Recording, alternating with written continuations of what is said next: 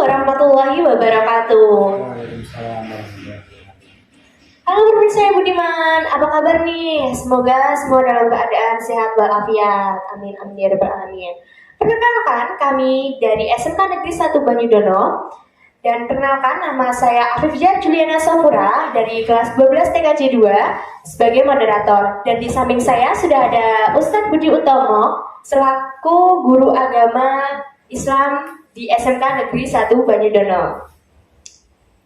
Nah, kali ini kami akan memaparkan tentang materi flexing dalam Islam. Oke, sebelum kita masuk ke materi nih Pak, alangkah baiknya kita melihat tayangan dulu ya Pak. Oke, mari kita melihat tayangan berikut ini.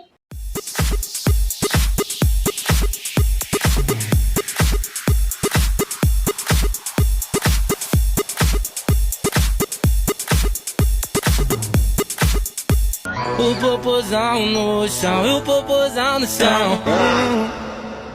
Eu parado no bailão, ela com o popozão no chão. O popozão no chão, o popozão no chão, o popozão no chão. Eu parado.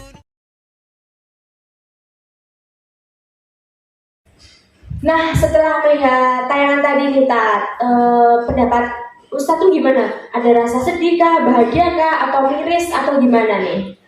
Setelah melihat tayangan tadi, memang perlu disesalkan karena tayangan tadi hanya menunjukkan kaum bunuh diri, menyampaikan apa yang dimiliki, sedangkan apa yang dimiliki hal tersebut belum tentu adalah miliknya. Bisa jadi pinjam dari orang lain, dan juga kita ketahui bahwasanya kita semua terlahir dalam keadaan yang sama dan kita nanti mati dalam keadaan yang sama pula. Dalam artian kita lahir tidak membawa apa-apa dan kita nanti mati mudah-mudahan membawa bekal yang banyak sehingga kita mampu untuk mempertanggungjawabkan kehidupan kita di dunia ini dan kita mendapatkan ridho dari Allah SWT. Terima kasih. Oke. Jadi kan kita berbicara tentang flexing nih. Oke. Flexing kalau secara umum nih, kalau menurut pandangan Ustadz nih, bagaimana? Flexing secara umum bisa diketahui bahwasanya keinginan untuk menonjolkan diri, apa yang dimiliki pada orang lain untuk mendapatkan pujian dari orang lain. Hal ini tidak perlu karena akan berakibat pada diri kita menjadi seorang yang sombong dan akan menimbulkan kecemburuan sosial, iri dan dengki dari orang lain sehingga kontraproduktif dalam hubungan kita sehari-hari dengan orang lain. Gitu. Oke, itu tadi flexing menurut umum ya. Ya, tapi kan flexing itu kayaknya masih banyak orang yang nggak tahu ya Pak. Maksudnya udah banyak orang yang kayak melakukan, tapi itu nggak tahu kalau namanya itu dia tuh udah flexing. Nah, contohnya tuh Pak, kalau menurut Ustadz itu bagaimana? Contoh dari flexing. Salah satu contoh flexing adalah apabila kita keluar rumah, kita selalu membawa apa saja yang kita miliki. Misalkan kita memakai gelang, memakai kalung, ataupun membawa HP yang terbaru, yang tujuannya untuk sekedar pamer kepada orang lain sehingga orang lain merasa takjub pada kita. Sekedar kita ingin dipuji orang lain itu sudah termasuk dalam kategori flexing.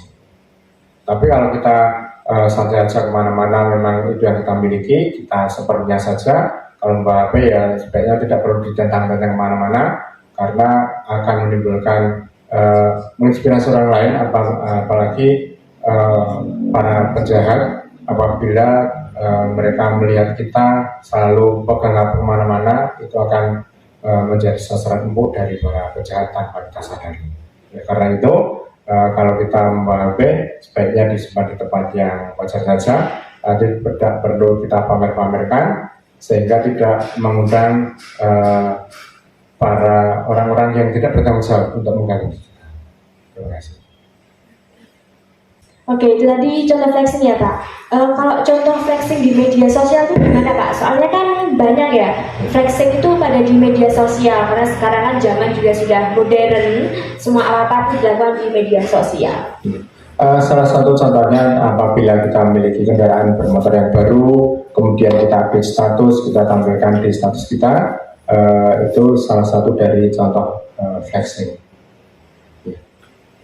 Tapi nih Pak, kan kalau kita ngupload barang di sosmed nih, kan kalau menurut saya tuh ya itu kan bisa menjadi inspirasi orang ya, bisa ikut-ikutan biar termotivasi untuk bisa membeli sesuatu barang yang saya upload itu. Kalau sekedar untuk menginspirasi orang lain, boleh saja, kan tapi tidak perlu secara overacting. Karena kalau kita terbiasa untuk pamer segala sesuatu, nanti tanpa sengaja pun kita akan mengumbar apa-apa yang seharusnya tidak kita umbar secara umum. Salah satu contohnya apabila kita niat untuk sedekah atau umroh atau memberikan segala sesuatu bagi orang lain, itu cukuplah kiranya kita sendiri saja yang tahu dan Allah SWT yang Maha tahu. Ibaratnya kalau kita memberikan pada orang lain, tangan kanan memberi, tangan kiri tidak perlu tahu. Sehingga dengan cara tersebut kita bisa menjaga keikhlasan untuk mendapatkan ridho dari Allah SWT. Oke Pak, nah kalau ini Pak saya mau tanya, seperti kan banyak nih Pak di kalangan teman-teman saya nih, banyak yang kayak taraweh itu upload Pak foto, wah ini saya taraweh nih, terus wah ini tadarus nih saya. Nah itu termasuk flexing atau bukan ya Pak? Tapi kan itu kan juga bisa memotivasi orang ya untuk ayo sholat taraweh, ayo darus gitu Pak. Gimana Pak? Itu termasuk flexing atau bukan? Hal tersebut dilakukan sekali dua kali untuk menginspirasi orang lain, kiranya diperbolehkan. Akan tapi apabila sudah mengarah pada hal yang kurang pada semestinya, misal kita apapun kegiatan kita itu akan kita unggah, akan kita tampilkan di media sosial, itu yang tidak perlu. Karena apa? Yang namanya ibadah pada Allah SWT, kita perlu menjaga keikhlasan. Kalaupun kita sekedar untuk menginspirasi ataupun mengajak orang lain berbuat kebaikan, diperbolehkan, akan tapi tidak perlu kita overacting, sehingga kita terbebas dari rasa riak, ujub, dan pamer yang perlu kita hindari, sehingga kita mendapat dari Allah SWT.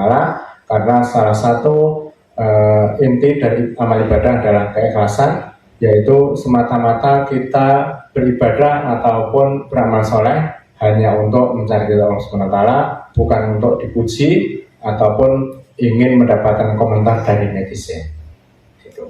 Oke baik Pak, jadi seperti itu sudah termasuk flexing ya. Oke, jadi buat teman-teman yang udah nonton tayangan ini nih, jadi udah tahu ya kalau yang kayak upload taraweh, upload tadarus itu juga termasuk dari flexing. Oke, menurut Pak Budi nih, flexing menurut Islam itu bagaimana Pak?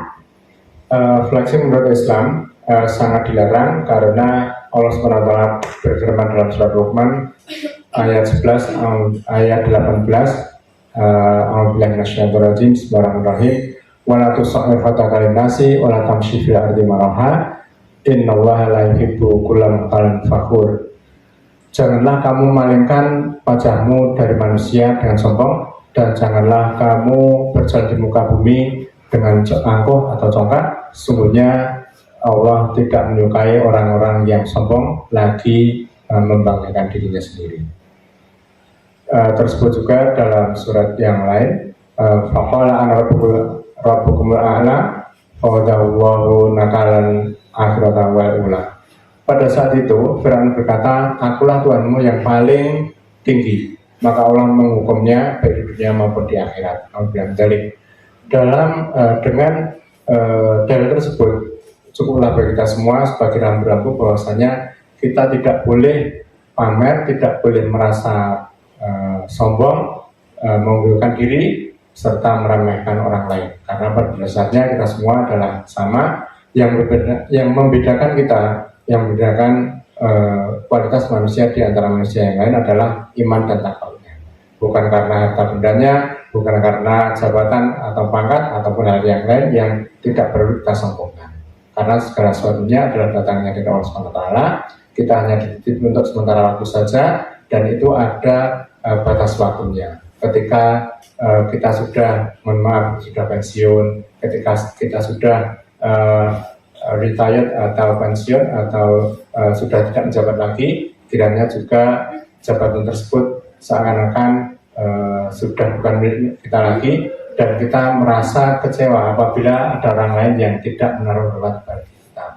Untuk menghindari hal tersebut, perlulah kita menanamkan bagi diri kita masing-masing bahwasanya harta kekayaan, pangkat jabatan ataupun apapun yang kita miliki semata-mata hanya titipan dari Allah Subhanahu wa taala, kita manfaatkan, kita gunakan untuk mencari ridho Allah Subhanahu wa taala, bukan untuk kepentingan pamer, bukan untuk kepentingan yang lain, apalagi untuk mendapatkan pujian dari orang lain atau komentar dari netizen yang tidak perlu. Jadi flexing menurut pandangan Islam itu tidak boleh ya teman-teman, karena sudah dijelaskan juga dalam Al-Quran tadi surat Luqman ayat 18 yang sudah dibacakan oleh Ustadz Budi. Lanjut untuk yang berikutnya, kita kan bisa tahu orang itu flexing itu biasanya ada ciri-cirinya ya Pak. Ya, ciri-ciri dari flexing sendiri itu bagaimana Pak? Kalau menurut Ustadz Budi? Ciri-ciri flexing salah satunya adalah merasa diri, membanggakan diri dengan apa yang dimiliki, menolak nasihat dari orang lain, dan cenderung meremehkan orang lain. Tiga-tiganya adalah merupakan ciri-ciri dari flexing yang perlu kita hindari, karena apabila kita berbuat hal tersebut itu sudah mengarah pada dosa. Karena yang namanya sombong, ujub, dan riya atau membanggakan diri, meremehkan orang lain termasuk dalam kategori dosa, sehingga patut bagi kita semua untuk menghindarinya sebisa mungkin. Baik, jadi kalau kita udah tahu ciri-ciri flexing itu berarti ternyata sudah banyak ya Pak, di kalangan kita itu banyak yang sudah melakukan flexing sendiri ya tanpa kita sadari, benar banget. Oke, lanjut. Kan tadi kita udah mengatur ciri-ciri, udah mengetahui pengertiannya juga. Nah, dampak dari flexing itu gimana sih Pak? Dampak dari diri kita sendiri dan dampak dari orang lain nih, itu bagaimana Pak? Memang dalam flexing ini ada beberapa dampak. Salah satu dampak positifnya adalah apabila kita dapat menginspirasi orang lain agar berbuat kebaikan, agar berbuat yang sama dengan kita, untuk mencari Allah SWT diperbolehkan, asalkan tidak perlu kita overacting. Kemudian dampak negatif bagi diri kita takutnya nanti kita khawatir bahwasanya dengan kita suka mengekspos kegiatan-kegiatan ibadah kita, kegiatan-kegiatan keseharian kita, itu menimbulkan rasa sombong, rasa riak dan ujub di hati kita. Sedangkan Allah SWT amat sangat membenci sombong ini. Kita ketahui bersama bahwasanya seseorang tidak akan masuk surga apabila di hatinya ada sedikit dari rasa sombong tersebut. Oleh karena itu, saya secara pribadi mengajak diri pribadi dan kita semua untuk senantiasa menjauhi rasa sombong, ujub dan riya atau pamer, sehingga kita dalam keseharian kita itu kita niatkan untuk mencari Allah, bernilai ibadah pada Allah SWT. Dan juga bagi dampak negatif bagi para netizen atau bagi orang lain adalah orang lain akan merasa iri, merasa dengki, dan dua-duanya adalah kontraproduktif. Sekedar iri itu dibolehkan. Semisal ada orang lain yang memiliki kendaraan bermotor baru atau pekerjaan yang mentereng, bergaji yang tinggi, itu diperbolehkan. Sekedar ingin seperti orang lain diperbolehkan. Akan tapi kita tidak diperbolehkan apabila kita sudah mengarah pada dengki.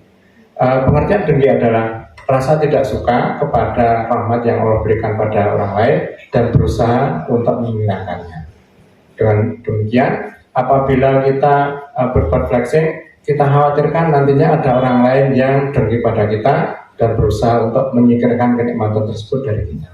Itu yang perlu kita hindari, walaupun memang dalam dunia medsos yang sekarang ini amat sulit bagi kita untuk membedakan antara flexing maupun kita sekedar ingin upload ataupun menginspirasi orang lain agar berbuat kebaikan yang seperti yang kita harapkan. Nah, oke lanjut ya Pak. Cara mencegah atau menghindari kita tuh gimana sih Pak supaya kita tuh nggak flexing gitu kan, ada yang udah terlanjur flexing nih. Nah, cara menghindarinya tuh gimana Pak? Cara menghindari flexing adalah bagaimana cara kita untuk lebih bijaksana dalam menggunakan media sosial dan tidak begitu mudah menerima berita yang belum jelas kebenarannya, sehingga kita tidak perlu ikut-ikutan berkomentar terhadap apa dari postingan orang lain yang tidak perlu. Itu. Pencegahan yang lain adalah banyak-banyaklah kita mensyukuri nikmat Allah SWT, karena Allah SWT pasti akan berikan segala kebutuhan kita, akan tapi Allah SWT belum tentu akan mengabulkan semua keinginan kita. Kita semua tahu bahwasanya Allah berfirman dalam Al-Quran, Bismillahirrahmanirrahim, wa ma min dabbatin fil ardi illa 'alallahi rizquha. Dan binatang manapun di muka bumi ini yang berjalan, tidak ada baginya kecuali rezeki yang sudah ditentukan dari Allah SWT. Dalam artian kita tidak perlu pamer apa yang kita miliki, akan tapi kita perlu mensyukuri nikmat yang Allah berikan bagi kita untuk beribadah kepada Allah SWT. Kalaupun kita memiliki harta benda yang banyak, tidak perlu kita pamerkan pada orang lain. Cukuplah kita berinfak, bersedekah pada orang-orang terdekat kita, dan hal tersebut dapat menimbulkan rasa aman, nyaman, dan damai bagi kita, karena kita mampu untuk meringankan beban orang lain dan bernilai ibadah, dan tidak perlu bagi kita untuk overacting dengan mengekspos segala kegiatan kebaikan kita kepada orang lain di media sosial. Cukuplah Allah SWT yang Maha tahu apa yang kita kerjakan. Dengan hal tersebut, mudah-mudahan Allah SWT menerima dan meridhoi amal ibadah kita yang kita kerjakan secara ikhlas. Oke.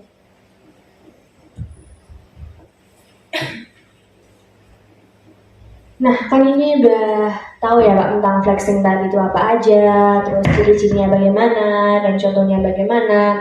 Nah, kalau kita sendiri nih, nah saya aja contohnya, saya kan ini kalau udah dibilang kan saya juga udah flexing nih. Nah, kalau saya terlanjur flexing itu cara bertobatnya itu bagaimana menurut Ustadz Budi sendiri?